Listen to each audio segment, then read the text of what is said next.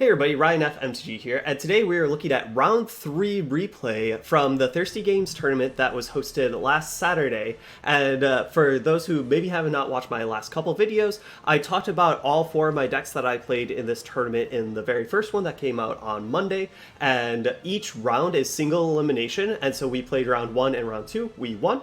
So this is round 3, and like all the other rounds, it's best out of 3, and my opponent banned my 0, and I banned my Earth's green deck, because yet again, like every other round before this, I really think green is very good and had a good game against most of my decks, so I just banned green outright. And the opponent we are playing against is Earth, so let's jump into the games and see how we do.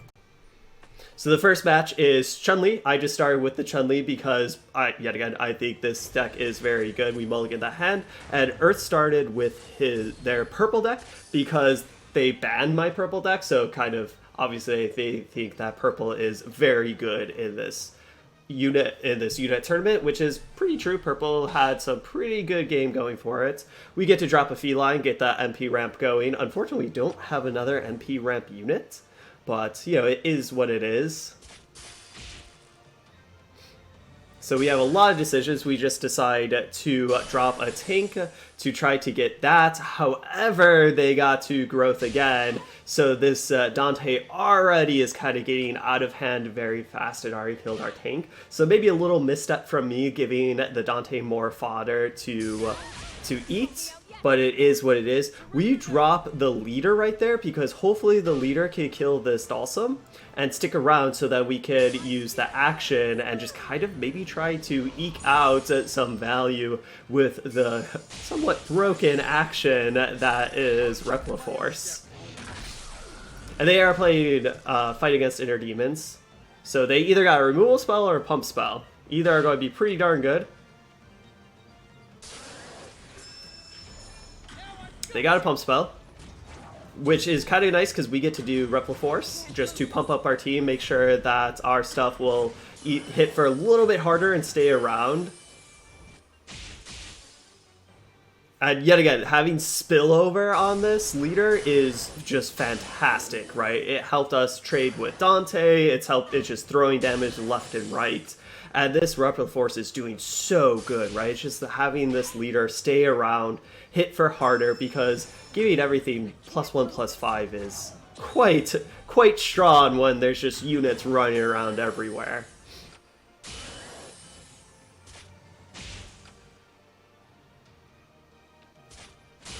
And we get another one, so we just get to play it.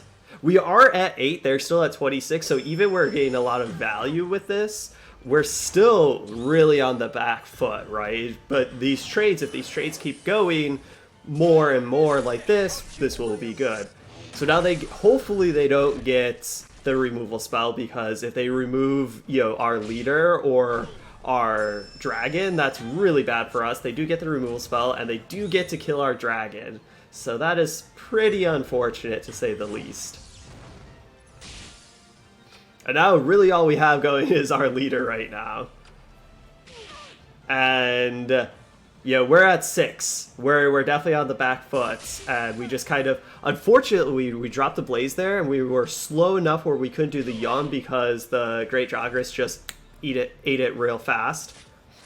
And they're playing it smart, right? They're not putting anything in the middle of the lane because they know that they're winning this race.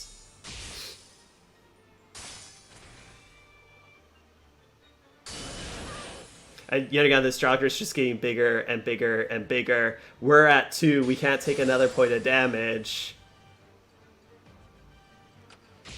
And unfortunately, I think we might have been able to play that Rainy actually in the top lane right there. But I don't think it would really matter just because they had such a big board. Round 2 against Earth, we decide just to run back our green deck, and they could not play their purple deck again. So they decided to play Jill. And they are doing Jill Antibody Activation.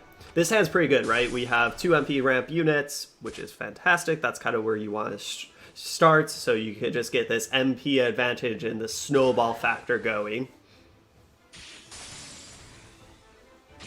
Ooh, we draw another layer, so that's kind of nice.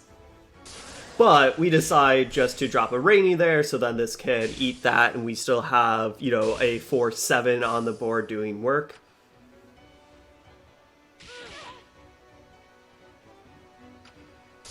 And then yet again, kind of up there, we just decide to play another Ascend unit, just so then we're kind of getting the full value of our MP ramp units, right? We gained MP with them, as well as then use them to fodder to Ascend. Obviously, Hellbat doing great work there, getting a detonation. We both have our hero powers ready on deck. I just decided to do it on the Rainy because the Rainy is the thing that they need to kill, and so they will be putting a lot of effort to kill it, such as using Claire. So now we actually have more MP to play around with, which is always fantastic. Yet again, kind of like last game, we're going to play leader to eat something and just kind of go for glory with +1/+5 across the board and see how we can do, which that's great because Jill has a hard time with that, right? Now, all our stuff are like 2 8s and 4 7s, stuff like that, and those are all pretty big bodies.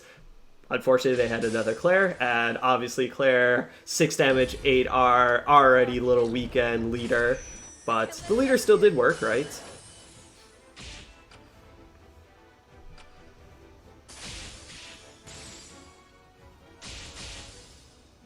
Just kind of trades going left and right, all over the place. We want to drop Diablos, just so that we can start growing him up, making him harder and harder to deal with.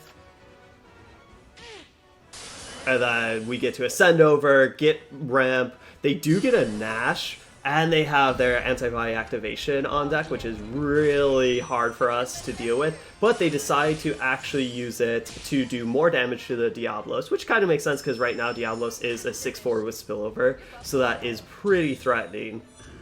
And this Nash, they could just pump it up and make it threatening in and of itself. It doesn't even need the Antibody activation. But what's great is we have all these seal effects to at least make Nash just a 5/5 without combo, which is still a big unit, right? And we'll still eat our 2/5, but hey, it's better than nothing. We did it right away just to get the 2 damage in, so now it's 3. Layer doing work of actually killing the Hellbats, so that was fantastic. Gets to do some damage, take some damage. And yet again, that ramp is just so great.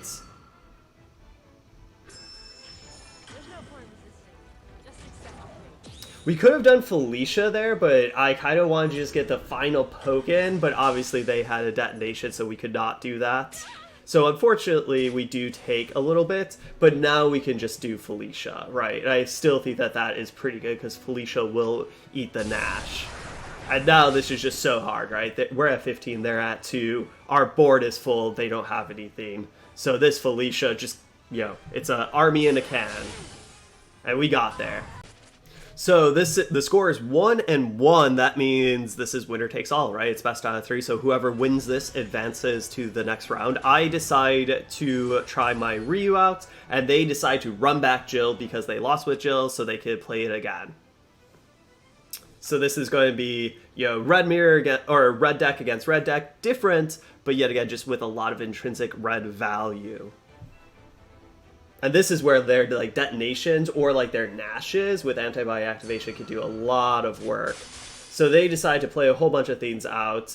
And Ari get 2 shields on the Penguin, which is very good. You know, it kind of stinks that we didn't have any of our 3 drops. That would have been fantastic for us. Where now, like, already the trades are going not our way, right? We really wish we had some 3 drops. Our Chill Penguin's already dead. Our 3/3 just got eaten by their Carlos. So things are not going great for us already.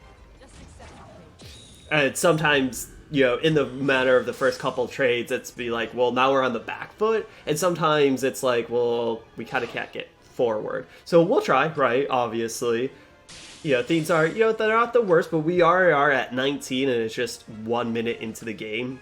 And a lot of these trades just aren't good for us. The Axle's great though, because it got to eat their Penguin, and it's still a 1/5 body on the ground. So I decided to use my Hadoken there just to kill the 3-5 because in my mind, I was like, we are so far behind. Yes, we are behind, but we're actually kind of not that far behind, right? We still are at 16, so that's not like 3 or something. It wasn't that 3-5 was not going to be lethal in it of itself. So in my mind, I was like, man, I'm so far behind. I have to do this kind of suboptimal play to stay alive, but yet I didn't need to do it at that time, and Earth capitalizes on that with playing a Lucia, then giving it shield, and it's like, well, and then using anti-mana activation, it's like, okay, well, that's just kind of like, I made this like suboptimal Hadoken play, and they're just like rubbing salt in that wound of that play, which obviously they should punish it, and now they just have a 5/9 Lucia with 2 shields, and it's like, I don't think we can beat this. Like, and we're already at 11, right? It's like, yeah, I don't think we can beat this.